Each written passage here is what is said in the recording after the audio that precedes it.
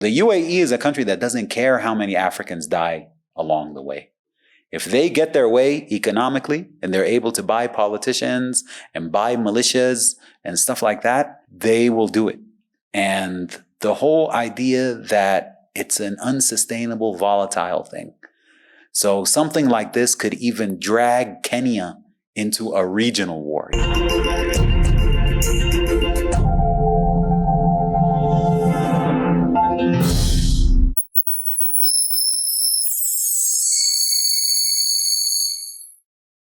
Hey there, and welcome to Fanya Mambo Africa. Always an exciting time to sit here and share in the knowledge, wisdom that comes from our guests. Today we have a very, very interesting guest with me, and he's none other than Mosaab Baba. Mosaab is from Sudan, and why he's here? One, he's a journalist, he's a researcher, and of course, being from Sudan, understands the genesis of what we have been seeing in Sudan. The war has been going on recently, of course, from 2023. But even before that, Sudan has been at war since the 80s, sort of. So it's on and off. But of course, we have Mosaab so that he can tell us the genesis of all this and break it down actually for most of us who maybe do not have an understanding of how Sudan got to where it is, how we ended up even having South Sudan, and the possibilities of having now South Sudan, North Sudan. I'm not sure the other one, whether it will be Central or Western or whatever they'll call it. But by the end of this, we'll have an idea. Welcome. Thank you. How? Karibu sana. Asante sana. That was just to catch and see if he speaks some nice Swahili. Kidogo, kidogo. Kidogo, kidogo. All right. Introduce yourself a bit to our viewers so that at least they hear your voice and sort of get to understand who you are and what you do. Sure. My name is Mosaab Baba. I'm a journalist and a researcher on Sudan. I work with a few media outlets, including U.A.E Network, but also I've worked a lot with Sudanese civil society, as well as activists and myself kind of before becoming a journalist and a researcher. I was an activist on Sudan issues. That's kind of in a nutshell. But recently, I was in Sudan from 2019, from the removal of Bashir, until early 2023, before this last war broke out, and I came to Kenya. But yeah, I've kind of had a very close relationship to what's going on in Sudan, and the conflicts that were happening in Sudan and into the pro-democracy movement and until this recent war right now. All right.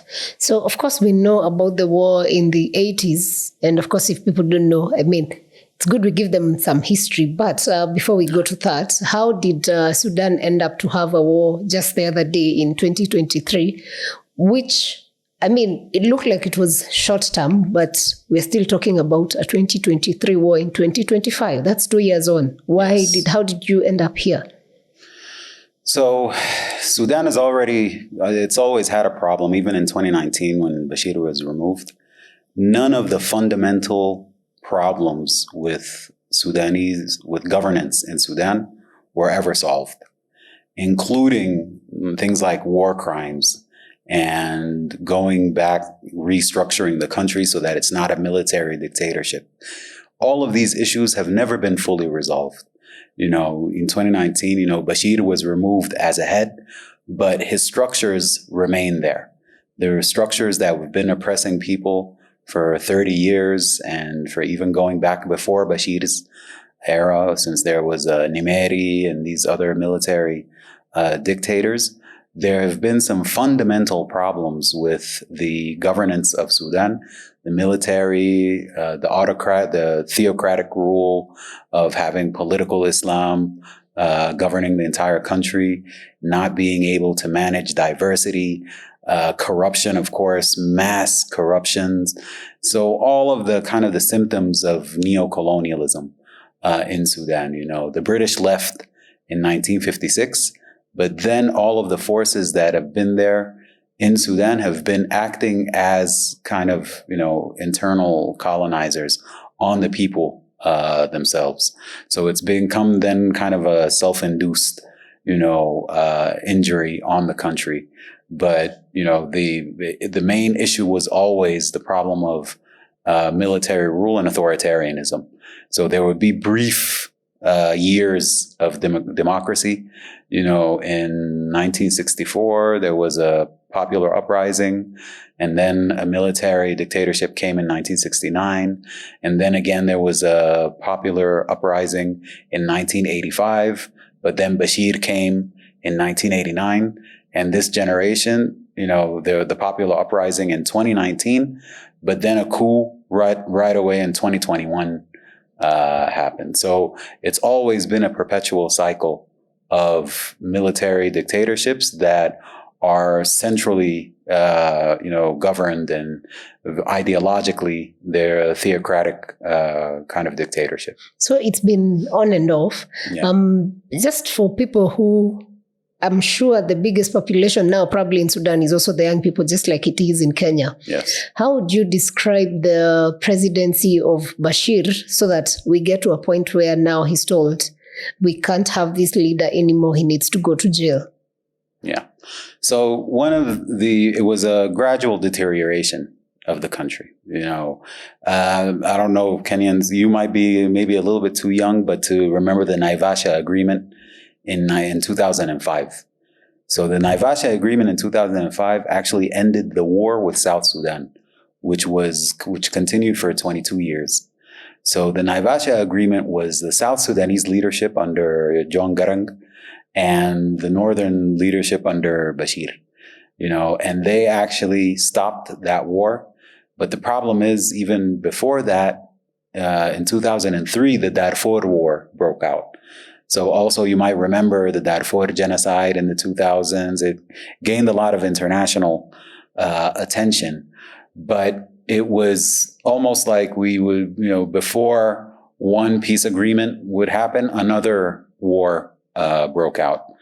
So, even Garang used to always say, he's like, there's no such thing as a southern problem. There's no such thing as a Darfur problem. There's a Khartoum problem, meaning it's the governance, the central governance of the country that was the main problem, because there's also different dynamics to it. The Bashir government was a heavily theocratic government that used political Islam as a means of control. And even in the 90s, Osama bin Laden was in Khartoum. He was in Sudan before he went to Afghanistan. The idea of ideologues like Turabi, who were with Bashir, basically he was saying that Sudan is a bridge to Arabization and the Islamization of the rest of Africa. So even the way they were looking at themselves as a government that was heavily into political Islam and trying to, spread that into the rest of Africa, they started creating more of a jihadist, discourse, even among their own people. And another part of it is the ethnic part of it as well. The Arabization of the curriculums, the university curriculums, the giving a lot of, how do you say it? Giving privilege to groups in Sudan that identify as Arabs, rather than at that time, the majority of Sudan that didn't recognize as being ethnically Arabs, people in Darfur, in the Nuba Mountains, in Blue Nile, the entirety of southern Sudan, because it was like you do not have to take on an ethnic identity for the country. You should look at the country as a diverse country that has all types of Africans. Even the so-called Arab in Sudan is actually, a mix of Fulanis and Nubians and stuff like that, rather than being from Saudi Arabia or anywhere else. So the identity issue was also a huge issue in Sudan. Initially, we thought this identity issue was about the separation of South Sudan from the larger Sudan. And a lot of people expected that after that Naivasha agreement, then that war would come to an end. Yes. Why is it that even that after that separation, then again, these factors of Arabization moved on with now the separate Sudan? Yeah, because that's where you also get, after the separation of South Sudan, the issue then became, okay, you still have a large number, maybe more than 50% of the Sudanese population that are still not Arab. People in Darfur, from whether it's the Fur or the Masalit or the Zagawa, like very large groups. Nuba, you had the Angasana, you had even in Eastern Sudan, groups like the Bija, and these groups do not identify as Arab. They have their own mother tongues. In the Northern Sudan, you have groups that are bordering with Egypt who have their own mother tongue and their own language, and they are indigenous groups. So the Arab identity became something that's also politicized more than it is something, because even people who identify as Arabs in Darfur, they've lived together side by side for thousands of years. It was never a problem. These were pastoralists, these guys were farmers, and there was a healthy symbiotic relationship between the two. So for thousands of years in Sudan, it was never an issue. And even if you go further back, the backbone of Sudan was non-Arab kingdoms. The kingdoms of Tagali was a Nubian kingdom. The kingdom of the Fur was a non-Arab African indigenous kingdom. So in the Fonj as well. So even the backbone of Sudan, as far as historically in the civilizations, was mostly indigenous African kingdoms that were there. So the Arabization thing, at some point in Sudan's history, and especially with before the British, there was an Egyptian-Turkish colonization of Sudan during the Ottoman period of the Ottomans. That's when then there was a turning point that brought in this idea of Arab privilege. You know how in the West they say there's white privilege and everything? Then there became an issue of Arab privilege. But it wasn't because this was something that naturally blossomed in Sudan.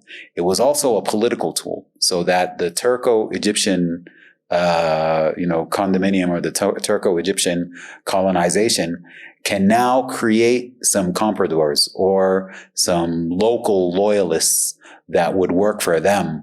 And there was slavery there as well. The Turco-Egyptian colonization, it used to, they were very heavy into the slave trade into the other parts of Sudan. So this created a dynamic inside of Sudan where people would identify as Arabs, and as, they were mostly Muslims, but they were identify as Arab as a way to move away or to dodge the slave trade as well. Okay. So it's very complicated. I mean, these things with the modern nation state, there should have been a way to completely, push back against these old ways and all the damage that's been done from both of the older Ottoman colonization and the British colonization as well. Because, of course, the British colonization then came in with missionaries and everything, claiming to stop the slave trade and everything. But also, it was for colonial reasons. It wasn't because they wanted to create a diverse Sudan or anything. So that's the thing. The history is very messy, but at certain points, there were turning points where these ideas of Arab supremacy came in. The idea of political Islam didn't start coming in until the 20th century. And that's because, there was a movement that was starting to mimic the Muslim Brotherhood movement of Egypt as well. As it was, they started off as kind of an anti-colonial movement as well, but in the end, it became a means to an end. It became, a political Islam, which is no different than a lot of places where you get, using religion as a means of control and I know means of coercion. Politicians are very good at that across the world. Absolutely. Yes. Yeah. So all that happens these years. Then, of course, Bashir rules until 2019. Yes. What exactly leads to his downfall, and who takes over, and then why are they not able to stabilize at that point? Yes. So the main problem with Sudan, since the late 90s, oil was discovered and it became the main income for the country. So there was oil. Of course, the bulk of the oil, though, was in South Sudan. North Sudan had a few oil fields in Kordofan and these areas, but the bulk of the oil was in South Sudan. So as soon as the separation of South Sudan happened in 2011, South Sudan became independent. 70% of the income for the country went along with South Sudan. And the Bashir regime didn't have any idea of how to restructure the economy, nor did they properly plan for it, nor did they have the means for it, because it was heavy privatization of resources and of land. That's one of the biggest, main problems. Those of us in the Sudan who are on the left, they would tell you that, yeah, this is the main issue.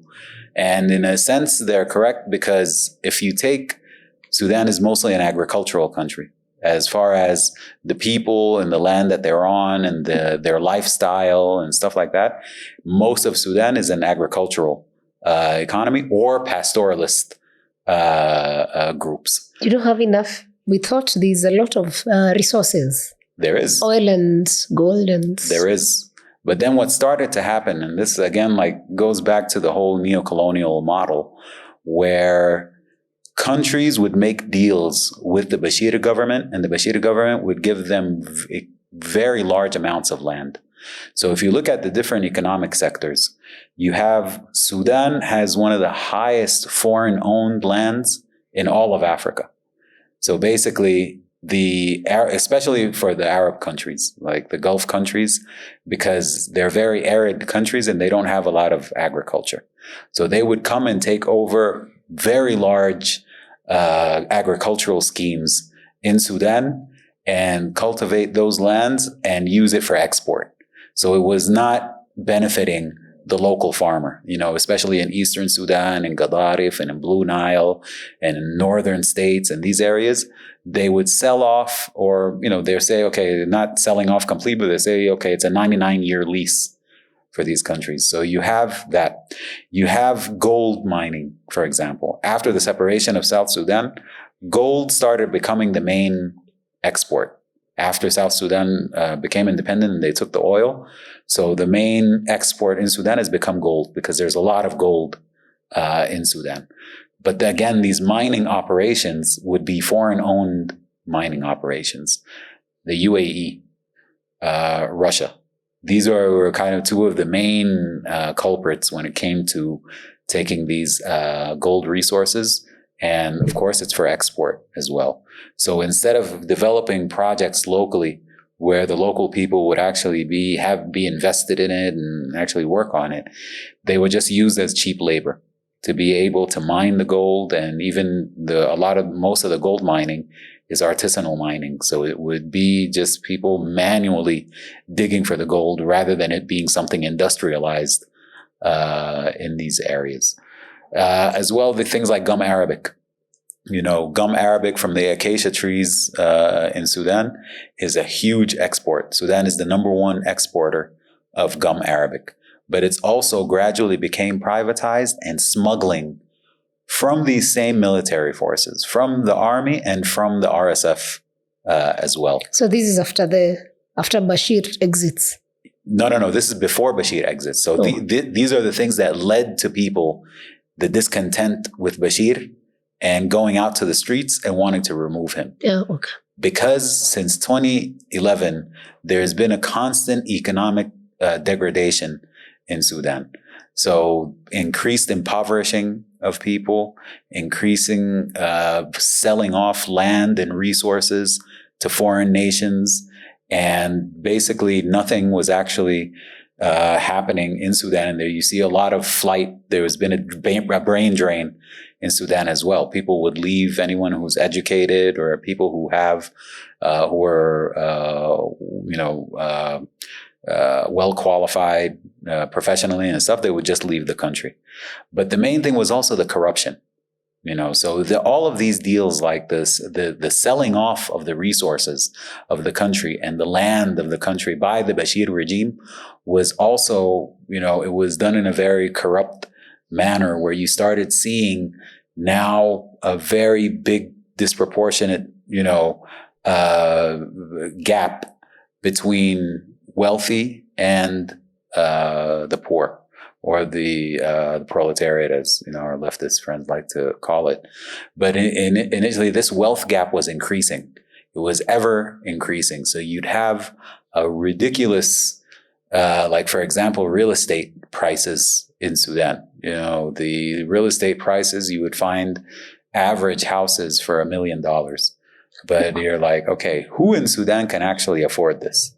And then you understand that it's because there's a certain corrupt class in Sudan that can afford this, but the overwhelming majority of people cannot even afford the day-to-day, the real estate. Yeah. Even rentals and stuff like that have become huge, because also, just like the economic sectors, the agricultural and the mining, also other economic sectors like real estate have become monopolized by the Bashir regime and the people around him.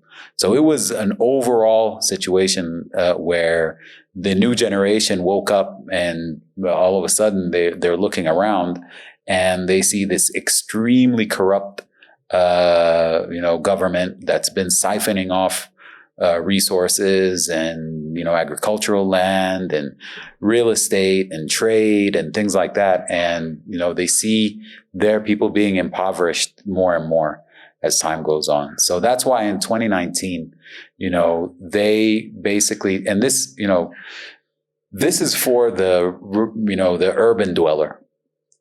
But for people in the periphery, it was deeper than that, and it was much worse than that. People in the periphery, like people from Darfur and from the Nuba Mountains and these areas, they've seen firsthand the Bashir regime commit ethnic cleansing in their areas. So that's what the Darfur War was all about. So they would just go, and if you're not of a particular, whatever religion they were pushing, then... No, it wasn't more religious when it came to the Darfur War, for example, because Darfur, even the people, the rebels and everybody, they're Muslims and they have the Quran memorized by heart and stuff like that. This was more ethnic now. And this is something that's a common thing. You have to look at Sudan's geography. So if you look at Sudan's geography, you'll see that Sudan is kind of part of the Sahel countries, which is the Southern Sahara. Half of Sudan is arid, and then the other half is fertile, savanna areas and stuff like that. So what used to happen in the past, like I said, like Arabs and non-Arabs in Darfur, they lived side by side for thousands of years. Because there was a healthy symbiotic relationship, there was basically the pastoralists, who were more of the quote unquote, the Arab tribes, who would go up and down they would go from east to west and north and south. When it's the dry season, they would move their cattle and everything into the more fertile regions that had more of the non-Arab farmers over there. So there would be treaties and say, okay, during the dry season, from this season to this season, these areas are where the pastoralists can come and graze. And they would allow them to come in and everything. Little by little, the Bashir government would then take advantage of things like, for example, in the 80s, there was a very bad drought in those areas. So it wasn't just Sudan, it was Sudan, Chad, Niger, Mali, all of these countries that are in the Southern Saharan area were experiencing this problem of heavy desertification and a heavy drought. So instead of the Bashir government saying, okay, let's help these people out and work with them so that they can work with the agricultural communities and see that, they started arming these groups, taking advantage of these pastoralist Arab groups, nomadic Arab groups, and say, okay, we're gonna arm them so that they become loyalists to the Bashir regime. Of course, now, and they'll fight other communities that stand against the president at that point. Exactly. This started when they wanted to fight the South Sudanese, and then they started. They call them the Bagara tribes. The Bagara are pretty much cattle, nomadic pastoralist herders of cows, and even before the Bashir regime, like military leaders in Khartoum who wanted to fight the South Sudanese because of the SPLM rebellion, the Garang rebellion and stuff, they would arm these pastoralists and have them go and raid areas in South Sudan Mm. as a way to, as it was like a counterinsurgency tactic that they were using. So then they did the same thing in Darfur in 2003. They started taking advantage of how marginalized these nomadic groups are, and they would arm them so that they would also fight the second insurgency in Darfur. Mm-hmm. You can see now how this creates an entire environment of militarization and of bad blood now between groups inside of Sudan. Yeah. That was kind of the main thing with the Bashir regime, and that's the legacy that even led to this war right now. Militarizing communities and playing on the contradictions between these communities, and especially when it's there's reasons, natural causes and to quell rebellions and stuff like that.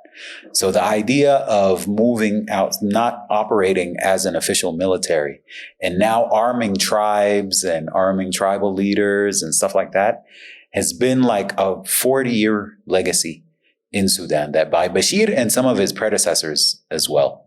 But that's what really damaged Sudan.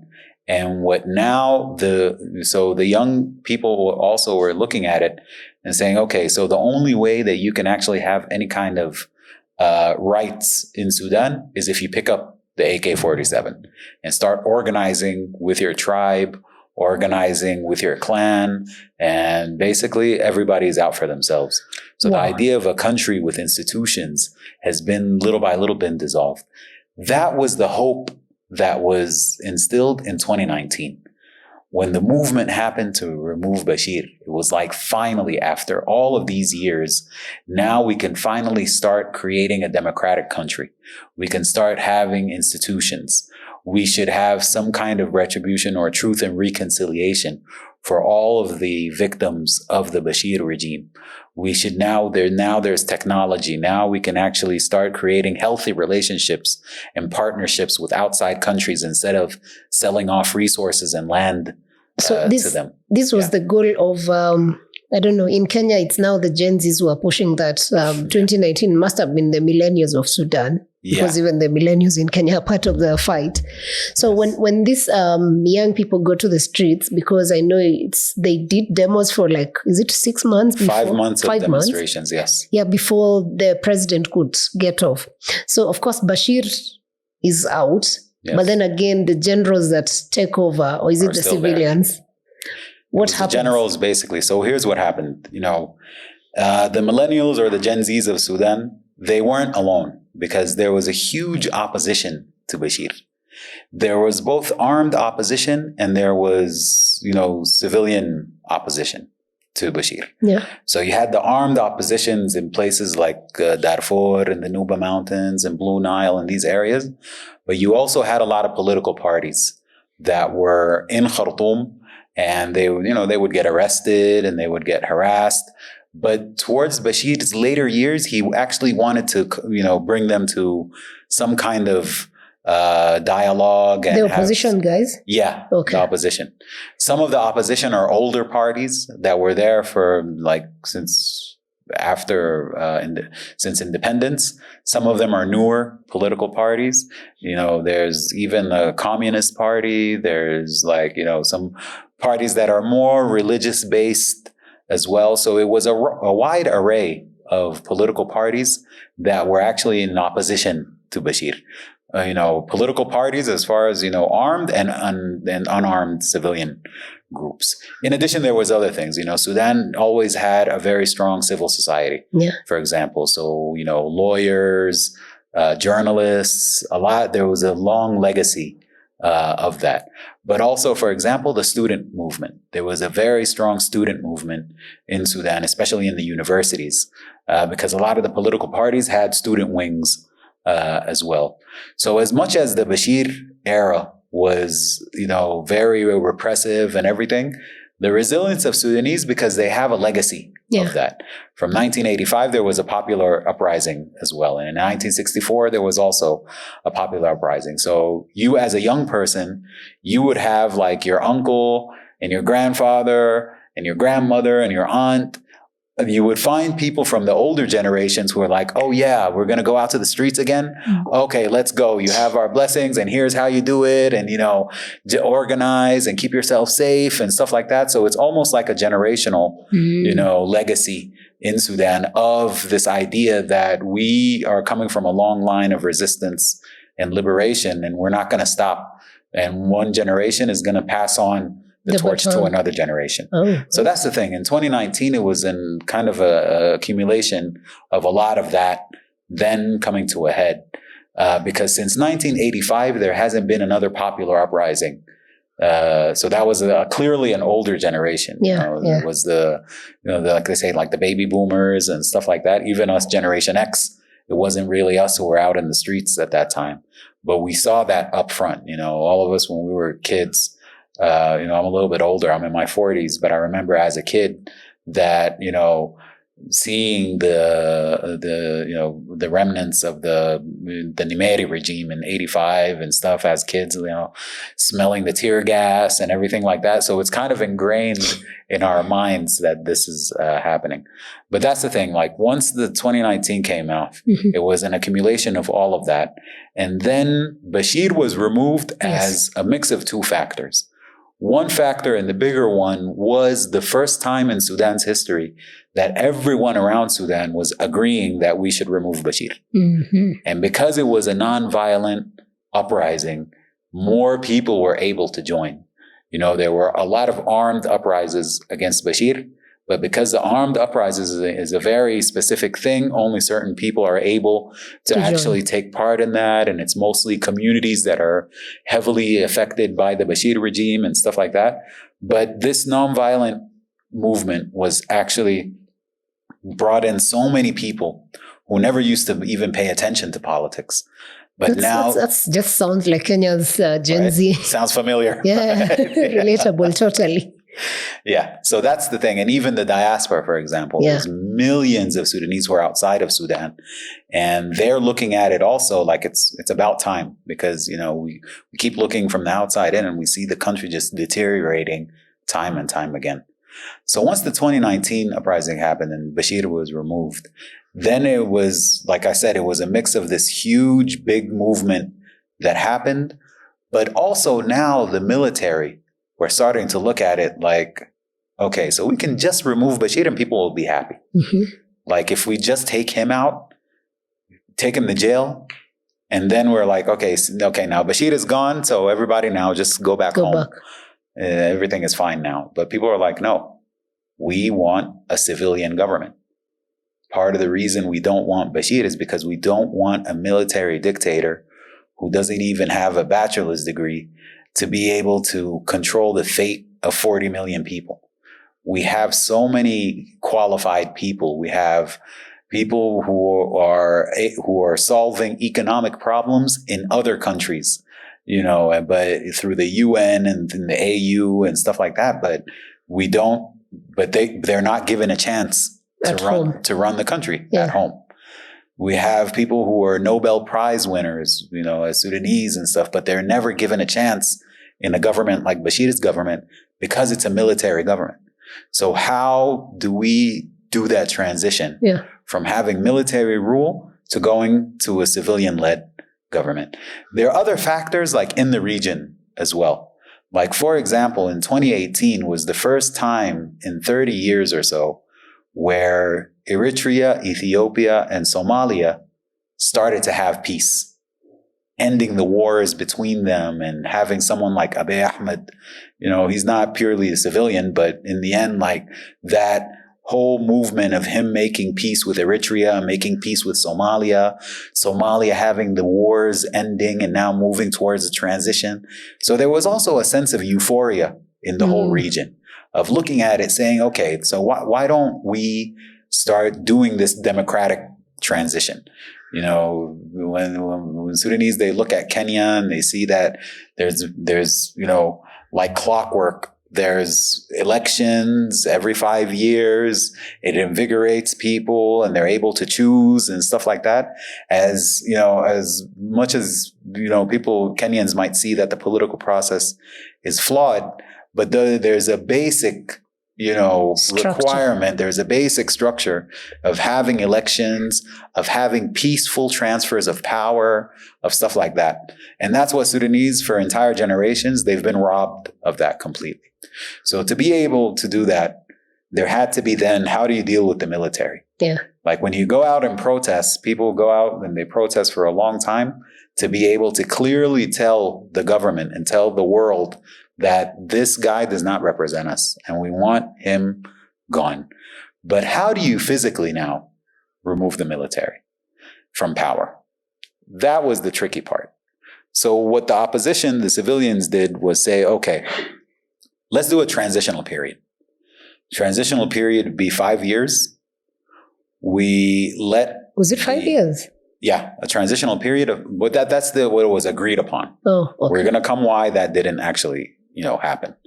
So the initial agreement was that was it 5 or 3 years? I believe it was 5 years. I can go back to the constitutional document.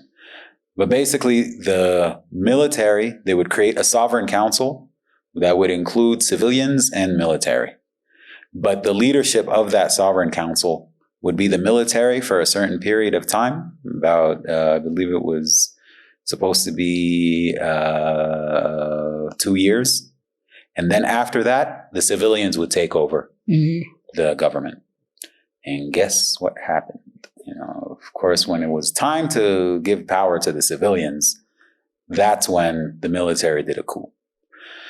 So during that period, there was some questions that were not answered as well, that kind of led to this coup in late 2021, which were basically, number one, how do you have accountability for the previous war crimes that happened?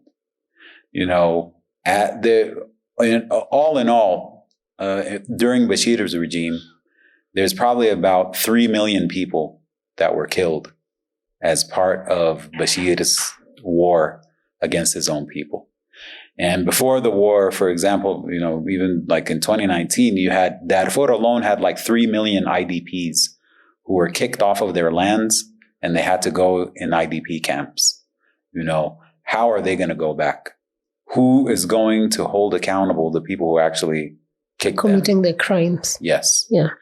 This was never a thing. There is a tendency in Sudan to say, you know what, instead of trying to bring all these military leaders and put them in court, there is truth and reconciliation, for example, as one of the tools for transitional justice.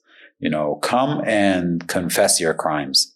Tell me what you actually did, who you did it to, but more importantly, who gave you the orders, who gave you the ammunition to do that.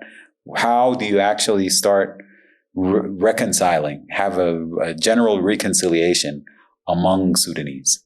So that it wasn't really addressed, But the bigger issue that wasn't addressed is that the Bashir regime has been there for 30 years.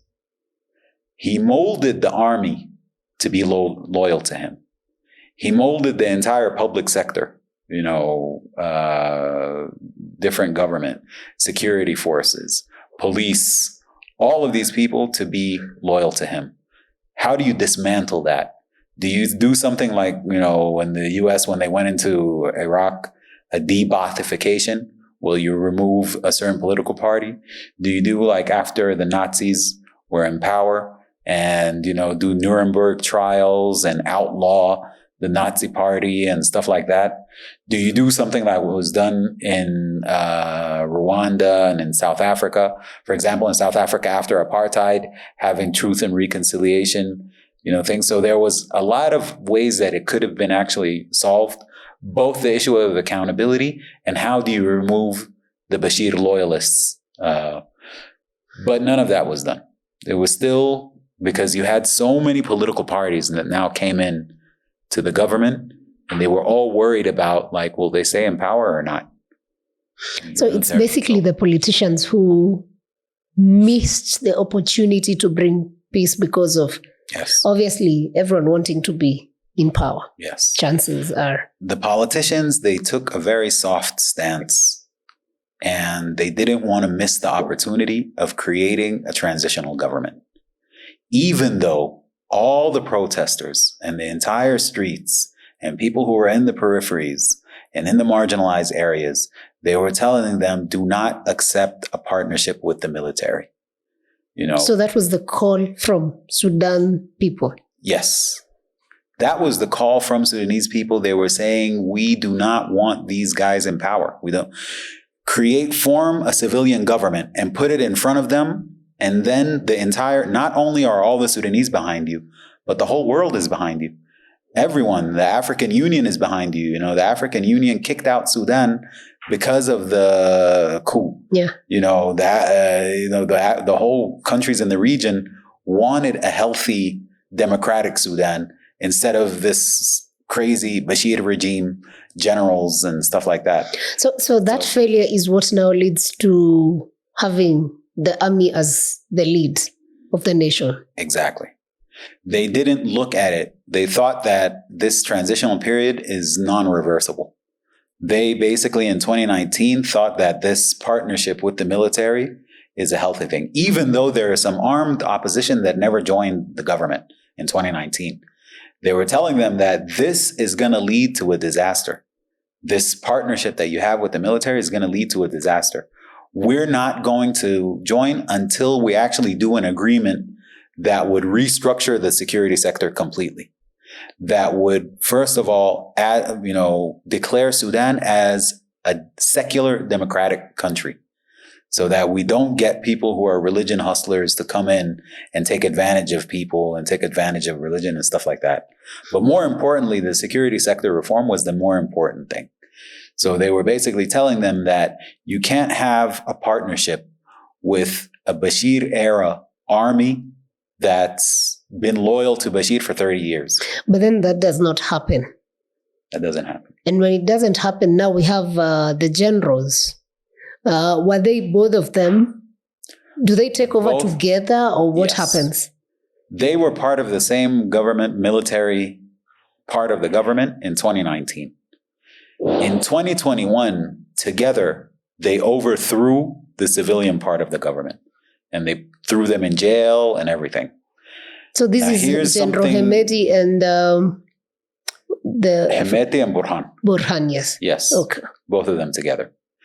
Recently, there was a little bit after the coup, there was an Israeli journalist who wrote on Twitter, is basically saying that this isn't a coup. It's just so that that Sudan, the generals, so that they can remove the Ba'athist and the nationalist parties from Sudan. Here's another thing that would happen. I have a friend of mine. She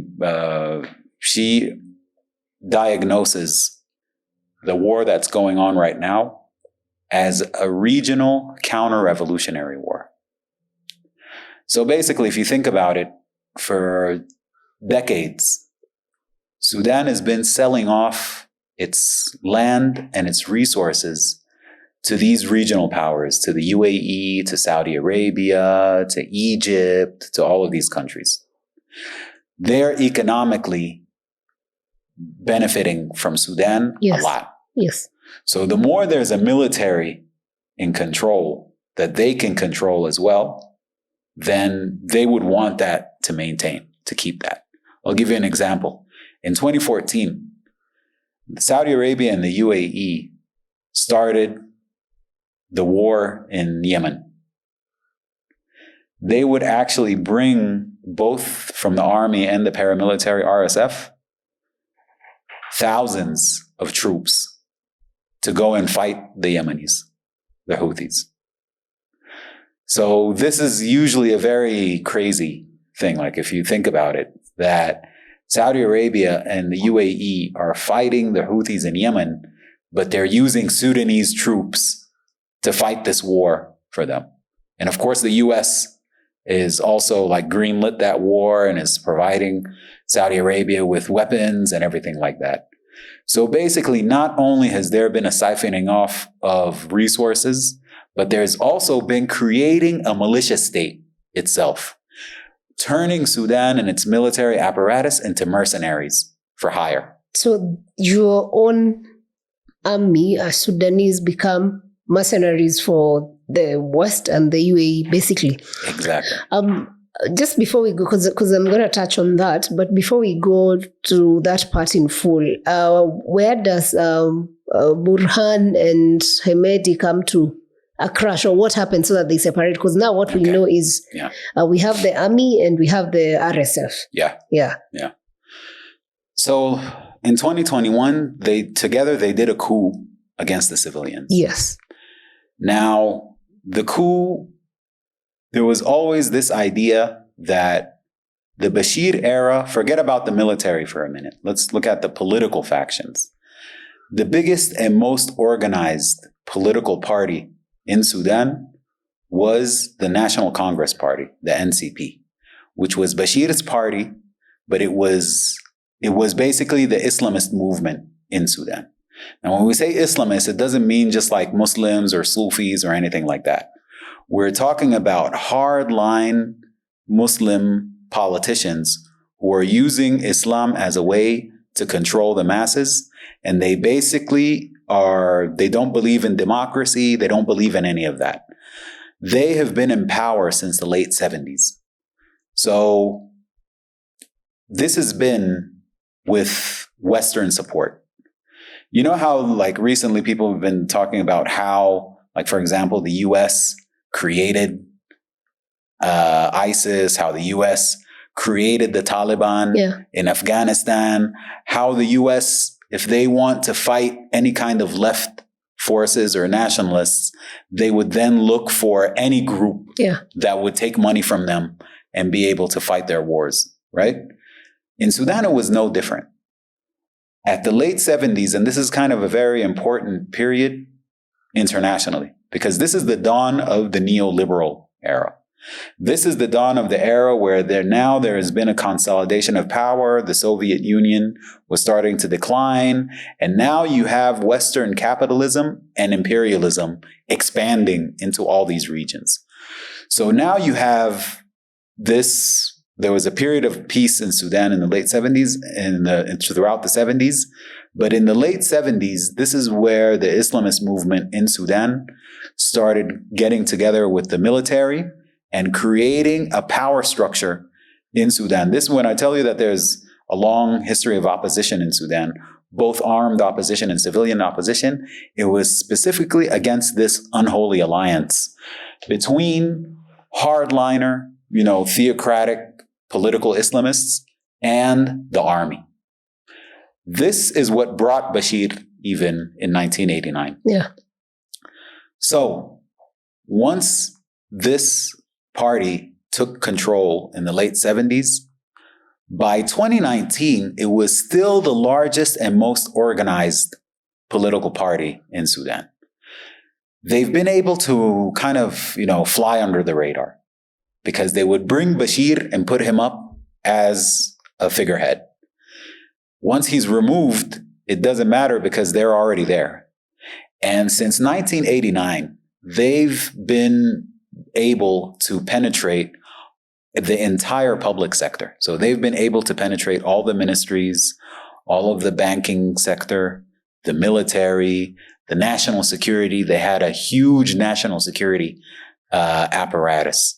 The interior ministry, so that means the police, the federal police, everything. So basically, all of the government structures, they've been able to penetrate and been able to control it. So in 2019, when Bashir was removed, a lot of them kind of just laid low. Yeah. The loud ones and the ones who were actually part of the NCP party and they were the heads of it and everything, they were taken out. But their cadre remained there. They've been gradually, since 2019, sabotaging that transitional period when Bashir was gone. And it led to 2021, where they actually pushed for this coup to remove those opposition civilians, political parties. And this is now where someone like Hemedti, the paramilitary, then he started waking up and saying, oh, wait a minute. This coup wasn't really a coup just to, correct the country or anything like that. This is actually these guys coming back. Mm.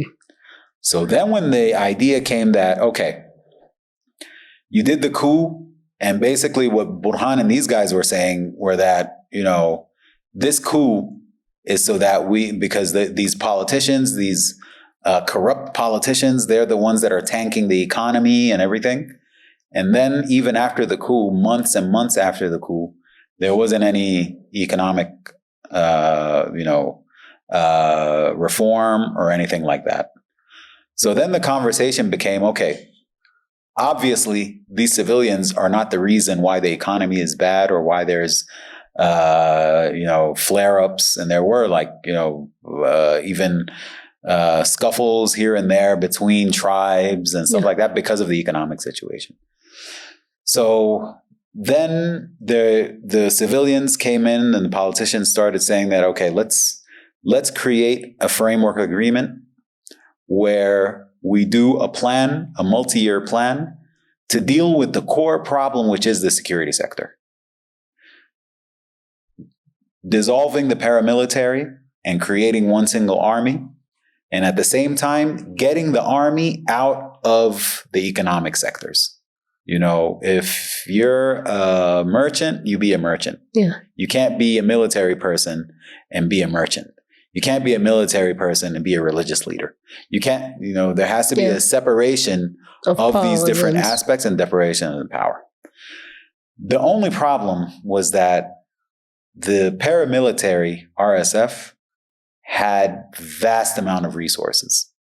They had vast amounts of gold mines. They had vast amount of, livestock and a lot of businesses as part of them. Even the Dagalu family has like a big conglomerate, that includes a lot of different, companies that deal in different parts of the economy.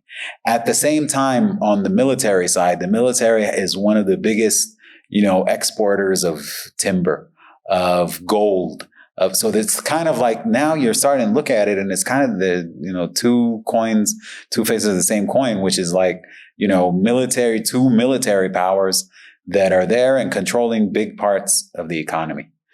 So there wasn't an interest at all. To me, I don't think there was any interest in the beginning for them to actually resolve this issue and restructure the problem. So each of the side had their own resources that they were in control of. Absolutely. So is it this control of these resources that sent them apart? It's that, but it's also the Islamists were with the army. The Islamists have kind of like a little bit of a shadow control on the army itself. A lot of the high-ranking officials and stuff are Islamists themselves. Okay. So for them, the Islamists, they're looking at it and they're like, we've been in power for 40 years. We're not just going to give up power.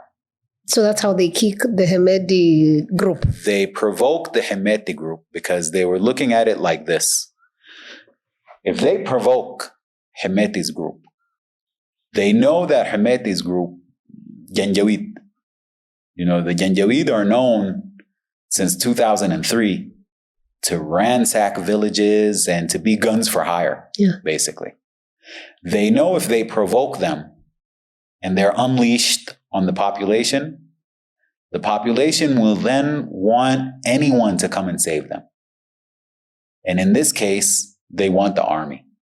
Today, if you go to Sudan, people will say, hey, I don't care about all of this. I don't care about the Islamists. I don't care about Bashir. I don't care about any of that. All I know is the Janjaweed came and ransacked our village, and now we're picking up arms and we're supporting the army. Period, point blank. You see this history that I've been talking about right now. Even inside of Sudan, most of the people either don't know about it, don't care about it, or they, there's a lot of people who are saying, we want an Islamic government. We're Muslims and everything, so we want an Islamic government. That's normal. So the larger population went for the army. The population in the areas that are not traditionally part of the RSF community. Because here's another complicated issue, as though this isn't complicated enough. Already. There are two main Arab groups in Sudan. There's the Northern Arab group that is along the Nile, from Khartoum, and you go on north into the borders with Egypt. And there's the Western Arab group. The Western Arab group are a large number of tribes that are in Kordofan and Darfur. These are two provinces in Sudan to the south and the southwest. When we talk about what's going on right now, we'll get to that as well. If you want to look at it, SAF is kind of made up more, and its leadership is made up more of these Arabs that are from around the Nile. The RSF are the Arabs that are more in the west, in Darfur and in Kordofan. Now, historically, even the RSF, when they say we want to bring democracy to Sudan, because they're saying that they've been used by Burhan and Bashir and all of these guys who are the northern Arabs in Sudan. And when you look at it objectively, there's a lot of truth to that. Remember when we said earlier that the central government in Khartoum would arm pastoralist and nomadic tribes to fight their wars for them? That's exactly that division that's happening as well. So Bashir, Burhan, and all of these guys, most of the leadership in the army, they've historically armed these nomadic Arabs from the west and Kordofan and Darfur to fight their wars for them. And they really have been on the front lines of fighting in South Sudan, fighting the Nuba Mountains, fighting Darfur, all of these wars, they've been using it for them.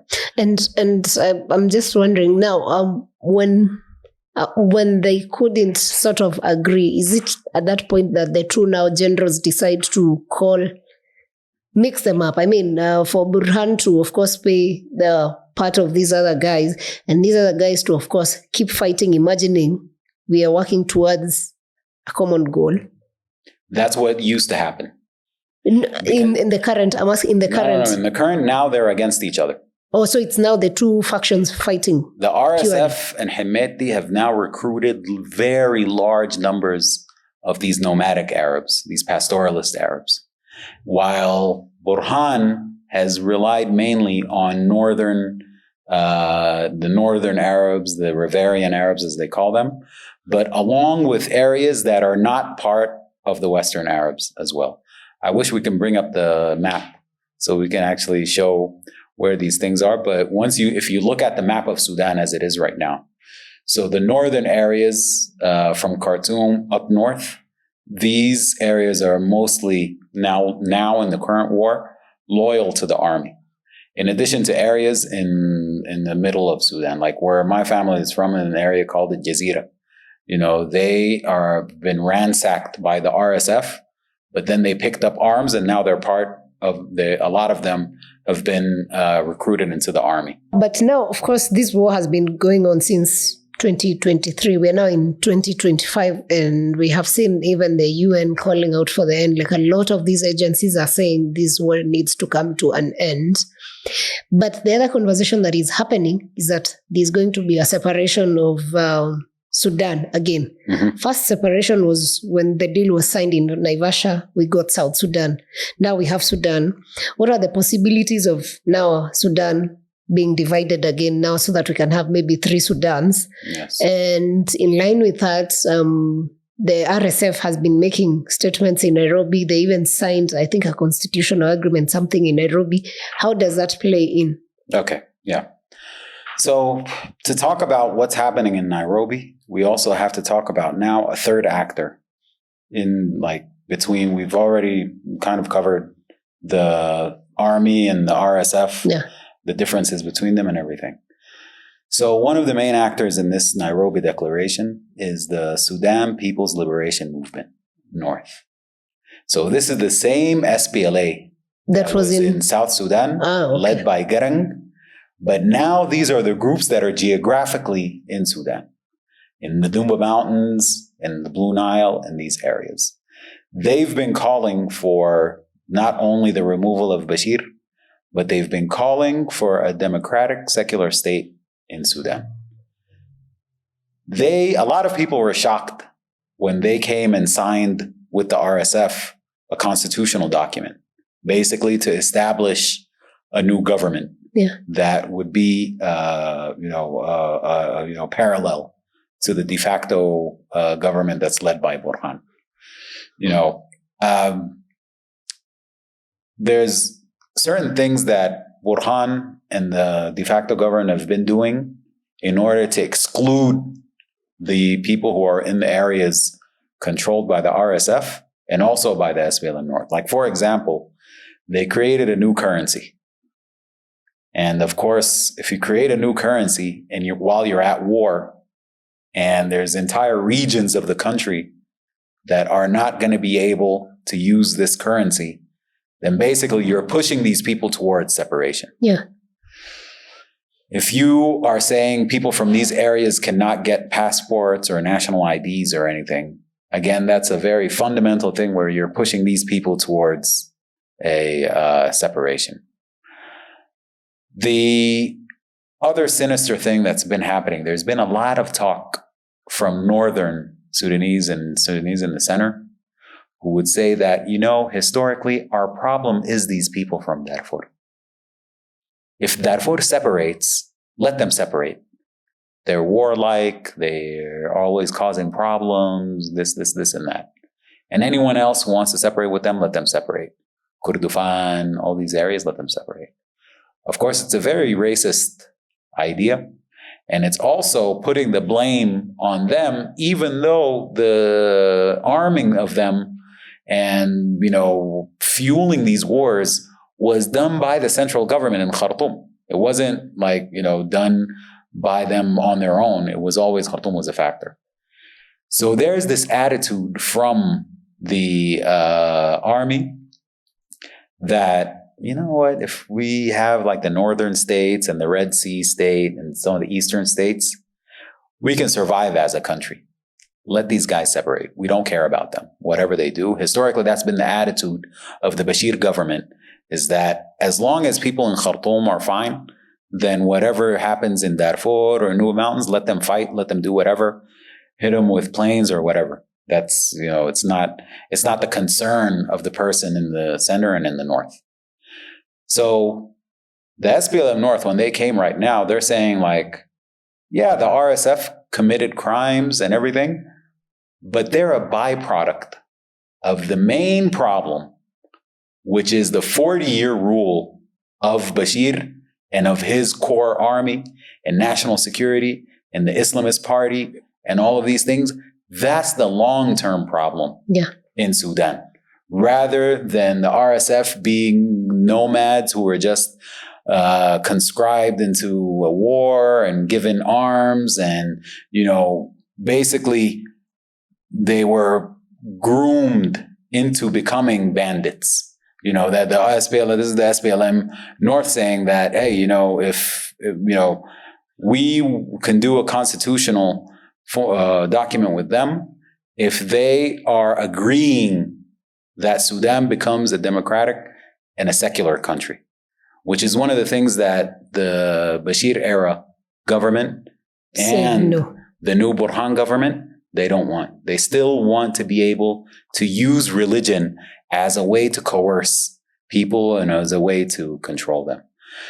So the problem is with this, what happened in Nairobi right now, if the RSF changed its ways, it would have been understandable, at least, to look at them as qualified to even create a constitutional document and start looking at least self-rule in their areas and stuff like that. But the RSF as a structure is just out of control. The amount of criminality and the amount of ethnic cleansing and violence that the RSF has put on the people has made it a very questionable thing of why would there be a country like Kenya that's a democratic country that does not have civil wars or ethnic cleansing or anything going on, host these guys over here and let them, and because it's not just this constitutional document right now. Hemedti and Abdul Rahim and all these guys who are at the top of the RSF, they've been coming to Kenya for a long time. Since the war, and even I'm not sure about before the war, but especially after the war, they've been coming a lot to Kenya. So there is this problem right now of creating a parallel government, because what they did was say, okay, we do a political agreement first, where this is between the RSF and the SPLM North, saying, okay, we're going to do an agreement where we agree on a way forward, and they just finished doing the constitutional document, saying that from here on out, whatever we agree on as these regions, it would be Sudan is a secular government. We're going to, look for peace. They have some things in there, which we even have some questions for them about, historic accountability for war crimes and stuff like that. But it's clearly going towards a parallel government. I think there's problems right now between the African Union and Ruto and everything, where they're pressuring him to, if you want to declare a government, go declare it in your own country. In your own country, just like Mr. Yorongo was saying in the interview that you did with him. He was saying that in what world would you host a foreign government to be formed, in another country? It's just definitely a recipe for disaster. And the thing is, if this was something that would have been healthy for Sudan, it would have been understandable. But we've seen what happened after South Sudan became independent. Instead of having two strong countries after independence, now you have two failed states. You have Sudan and you have South Sudan. Each one of them is now a failed state. Why? Because it was given into this idea that separation is the answer, so rather than reform. Are we going to have the separation again? It's still too early to tell, but at the very least, we can very much see that there's going to be at least autonomous regions now. So when you create autonomous regions, basically. But here's the thing. For example, the SPLM North, they've had their own autonomous region since 2011. Because when South Sudan became independent, the SPLM that remained in the north, in the Nuba Mountains and in Blue Nile, they actually kicked out all of the military and all of the Bashir government, forces, whether they're police or army or anything, and they created their own local governments. So they created their own autonomous regions, and they have their own civilian government, and they have their own military, they have their own courts, they have their own police, they have their own ministries and stuff like that. So in the long run, Sudan will separate if... Well, the way it's going right now, I don't see an actual separation and carving out a new country. Because the question always is, how do you demarcate this country? Yeah. When we look at the map later, we'll see how the demarcation lines, even if you want to declare it a new country has to have very clear borders of where this country is. So with this situation, there's no clear demarcation of borders at all. So it's that's one issue why I don't think there's going to be a complete separation, but it is a possibility. All of this depends on what Burhan and the army actually do. Are they going to push for more war, or are they going to go for a peace negotiation? Because the peace negotiation is something that's always there. Yeah, that's the African Union is always calling for it. The international community is calling for it. Humanity calls for it. A large number of Sudanese are calling for this. Because here's at the end of the day, we've been covering everything right now from the perspective of looking at the military forces and who they are and the politics of it and everything. But throughout this entire period, it's the Sudanese citizen who's been caught in the crossfire and been paying the price. That's true. Since 2023, in these 2 years, I want you to imagine this number. 12 million Sudanese have been displaced. Million. This is between people who are internally displaced from their homes and they had to move to other places in Sudan. And this is the millions who had to leave the country. That's pretty sad. Very unfortunate. And that's the thing. Within the past wars, we would have, the South Sudan war, maybe 3 million people were displaced. In Darfur, we had like 2 million were displaced. From the Nuba Mountains and these areas, maybe up to 1 million were displaced.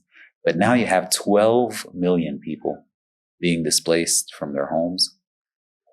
This is the worst war that has happened. But has received very little coverage for that matter. And yes. Probably it's the other thing that people question is, naturally, Africa as a continent really never wants to be at war. That's clear. So for this Sudan war, who are the Westerners that are behind it and for what reason? So the war in Sudan, it's by proxy. Like the actors in it,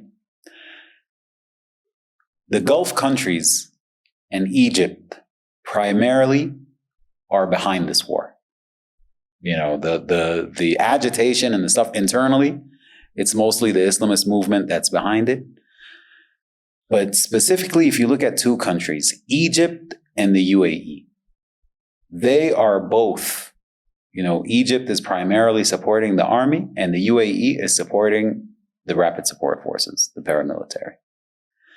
Because they have huge economic interests with both, it's no coincidence that both of them are allies, very close allies of the US. The people talk right now about the multipolar world and that, there's no more just the US bloc and the Russian bloc and the European bloc. Now you have other powers that are coming into play. You have China and everything, but you also have countries in the Middle East that are starting to expand for a while now, for like at least 10 years now. They've been trying to expand their influence and have been trying to expand the amount of resources that they can put their hands on. And they've been trying to expand into other African countries. And they've been trying to buy off governments and buy off politicians and stuff like that. So it's almost like the US gives them the green light. But these countries are the main actors that are playing and since the war started, now you have other countries like Turkey, for example. Turkey, Erdogan still has that idea of trying to revive the Ottoman Empire, which Sudan, and especially the northern parts of Sudan, were part of it. There's another more kind of shadow, country that played a part in this, at least until the war started. Earlier I said, like in the coup, the Israelis were basically kind of also, encouraged the coup partially because the civilians were the ones who refused the normalization with Israel and everything. So recently at the UN General Assembly, Netanyahu put up a map basically saying that these countries are the blessing countries, and they're part of the new Middle East. So it had Egypt, it had Saudi Arabia, it had UAE, it had Jordan, and it had Sudan in that country, in that map. So basically saying that not only is Sudan part of the Middle East, completely severing it from Africa, but also as in it's part of the regional military coalition of the Gulf countries and Egypt and all the countries that are normalized with Israel. He had another map saying that these are the cursed countries. So basically it was Lebanon and Syria and Iran, these countries as being so of course Sudanese, we're looking at it like, why are we in this mess at all? This has nothing to do with, You want to have a regional Middle Eastern war? Go at it. Don't include us into it. And the other thing is that's why the analysis of what's happening to Sudan right now as being part of a larger counter-revolutionary war that's happening in the Middle East is a very good analogy for what's going on right now.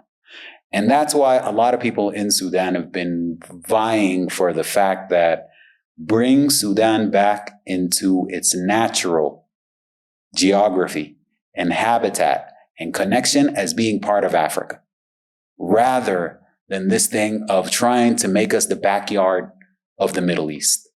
We need to take our position in Africa as an African country. If you look at Sudan's connections, east, west, and to the south, we're all interconnected through the Nile, through other peoples. I'm a Nubian from the northern part of Sudan, but I'm a Northern Nilotic. We have our own language that we identify with South Sudanese and with Nuba Mountains and with these areas. And I'm pretty sure we'll have a lot of common languages with like Luos and Kalenjins and stuff like that. Western Sudan and Darfur are much closer to Chad and Niger and Mali and these countries. The eastern part of Sudan, you can't tell apart someone from the eastern Sudan from an Eritrean or an Ethiopian or a Somalian or anything like that. The geography, the topography, the lifestyle, everything, it's an African country through and through. And you have declared you're African. And of course, we want... I want to believe the whole of Africa generally wants a peaceful Sudan, because when one country is at war, Africa will never unite. Until we all come together and work as one continent, then we can have a voice even at the international level to have our say. But from where you sit, I would want to know what you view or you're feeling about the future of Sudan. So this right now, it can honestly go either way. There are some signs that are not good, like, this new Trump regime doesn't care at all about Sudan, and they would give even more of a green light so that the UAE will do everything that it wants, so that but the Sudanese people themselves, I believe, once the dust settles a little bit in this war, that they'll start looking around and ask themselves the question, just like you asked earlier, how did this war start? Who started it? People in the army areas, they would say that, the RSF started it because they're backed by the UAE and they wanted to take over all of Sudan. That's not entirely untrue, but it's missing a big part of it. The people in the RSF side are saying that, it's the Bashir era, the Islamists, and they're the ones who started this war, and we have to take them out. Like, yeah, okay, but you ethnically cleansed people, you've enslaved people, you've burned entire villages and everything, so you're not the one to bring democracy or anything like that. But the overwhelming majority of Sudanese are not within these polar opposites. Like, they're not within these warring parties. A lot of Sudanese who picked up arms after 2023, they picked them up to defend their own communities from the RSF. We're seeing a lot of splits within the RSF itself. So I think that the war itself is not sustainable. It's volatile. It's very volatile because there's no cause to it. These people are fighting for power, like the leadership within these. There's a lot of people who got into this war because out of, either clan relationships or tribal relationships or defending their own land and stuff like that. We're not talking about them. We're talking more about the drivers of the war, these military generals, both in the SAF and the RSF. They don't have a cause. They don't have a righteous cause or anything. And I think the Sudanese people are going to slowly start realizing that this is a manufactured war. It's not a war that came out of necessity or anything like that.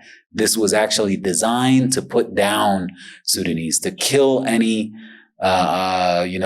democratic reform of the country, to kill any chances of having a civilian government, to kill any chances of having accountability and transitional justice, to kill any chances of moving the economy out of military hands and into the civilian hands. So I believe on the long run that Sudanese people will start realizing this and start coming together and start seeing kind of how to move away from fighting for these maniacs that are remnants of Al Bashir, and how all as Sudanese to come together. On the short run, though, unfortunately, I see that, the formation of this possible government coming into power and everything will start to shape Sudan in a different way. Well, you have autonomous regions that are ruled by them, and then there'll be gradually negotiations and stuff like that. But that will take some time, unfortunately. So I'm not optimistic on the short run of how things are going right now, and especially because we have other factors as well. 90-something% of South Sudan's income is coming from oil. The pipelines for this oil goes through Sudan and through Khartoum and into Port Sudan. So South Sudan is also affected by this war? Majorly affected by this war. That's the problem. From the beginning of the war, we kept saying that this war might be politically within the range of Sudan, but it's affected the entire region around Sudan. And if this instability starts spreading, it might spread to other countries that haven't seen this kind of conflict and might see it as a result of this. And we've seen things have started in South Sudan with the arrests that have taken place. Is this tied to the war by any chance? It partially is. We don't know kind of behind closed doors what's happening. Well, we know, for example, that there's a lot of South Sudanese like militias that are fighting with the RSF in Sudan, that are from South Sudan, but they're fighting inside of Sudan. The disruption of the oil flow in Sudan means that there's no money, means that there's economic hardships. And anytime you have economic hardships, the problems also in South Sudan as well, that there's never been a security sector reform in Sudan as well. So many different militias and stuff around outside of the official army, the SSPDF. So the same volatile elements that were in Sudan also exist in South Sudan as well.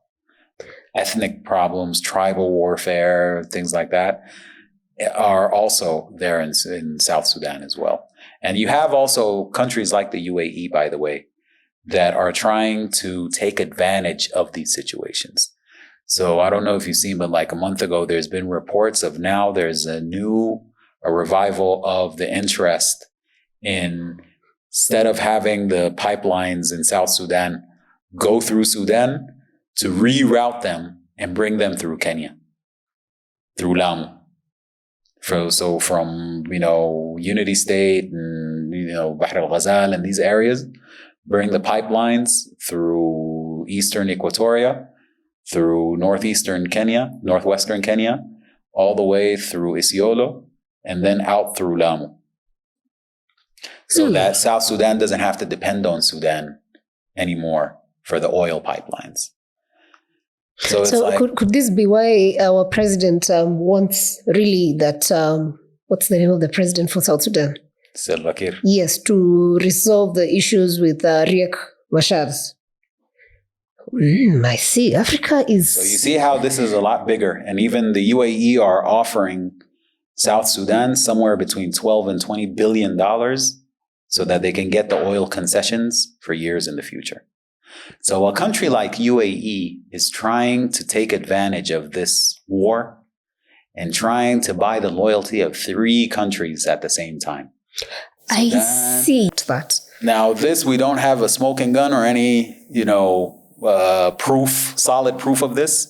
No, in Kenya, on our part, we understand a few deals. On the other part, I may not, but at least for the Kenyan part, it's in the open, it's in the news. But you can see the UAE, a country like the UAE, being one of the new kind of neocolonial powers in the world, taking advantage and trying to, with money, buy these countries and buy the concessions for the oil and involve Kenya. I mean, just as an example also, they were running guns through Uganda over to the RSF but the origin point was the UAE. So the UAE is a country that doesn't care how many Africans die along the way. If they get their way economically and they're able to buy politicians and buy militias and stuff like that, they will do it. And the whole idea that it's an unsustainable, volatile thing. So something like this could even drag Kenya into a regional war. There's already instability in South Sudan. There's a lot of instability. There's a war, a devastating war happening in Sudan. Where there's a neocolonial force like this, where it goes, trouble will most likely follow as well. Wow.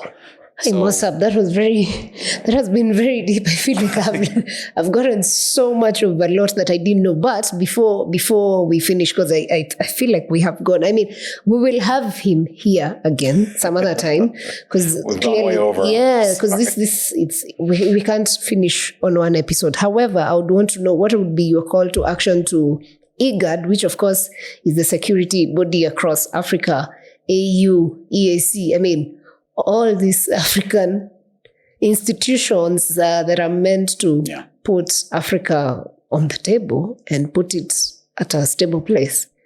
There's always, the African Union has been good at least being insistent on stopping the war and having a transition to civilian and democratic rule in Sudan as even a condition to bring Sudan back into the AU.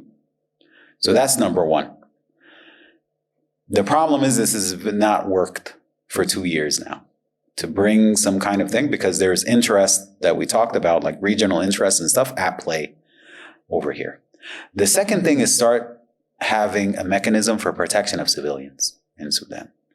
Now, it's difficult to bring like an African Union military force and throw them into Sudan and tell them, hey, go and fight Hemedti and Burhan. That doesn't work. Yeah. But to work with the actors inside of Sudan that are actually have the ability to protect civilians, not only physically, but also as far as monitoring, because a lot of times the RSF would do atrocities. And then the RSF says, oh, we don't know about these people. They're not part of us or anything like that. So how do you monitor these things, through human rights defenders, through lawyers, through things like that?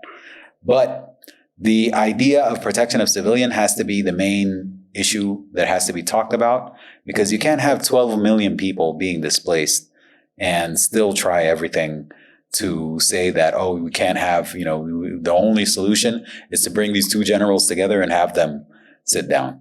It won't work that way. But also to give more agency to things like what happened in Somalia, for example.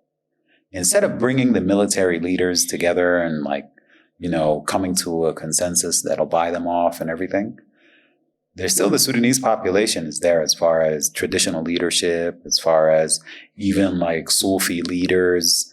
There's a huge sector of IDP commissions. There's still a large civil society, mostly displaced from inside the country, but they're around. To be able to have a people-to-people, a Sudanese people-to-people reconciliation. Because if it's you pull the rug from under the military leaders who want to continue this war, you start saying that, hey, just because you're from an Arab tribe and you're from a non-Arab tribe doesn't mean that you have to be at war. You can have cooperation and you'll live prosperously if you just put down the guns and start looking at the common interest among yourselves.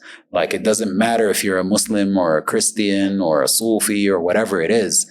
Your religion is between you and your God. When we come to the public life, we respect each other. We have a constitution we can deal with, stuff like that. Yeah. So in parallel, while there's still the effort to create a political reconciliation among the warring parties and to have a ceasefire and to have a joint force to protect civilians and everything, to work in parallel on this issue of mending the damage that's been done to the fabric of the Sudanese society itself and among the different groups and among the different tribes and stuff like that.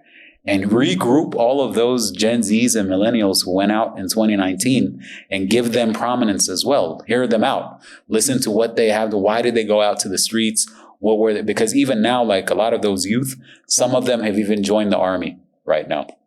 A small percent of them has joined the RSF right now. So even them, like the whole idea of, killing that revolution and militarizing these youth has been one of the biggest tragedies as well. So how do we look at it and even regionally start having these conversations as well? So those are some of the things I think the African Union can actually continue to do and take still a hard stance against the actors in this war and bring these other actors from the ground and people who are in the region who are displaced and bring them into these chambers and convene them and stuff like that. I think it would, then you'd see some things come out of that, Right. like in the direction of stopping the war. Sounds great. That sounds like a very structural way of bringing this to an end. And I actually feel that would bring Sudan to a place of common sense, because the more the war continues, the more we kill people, the more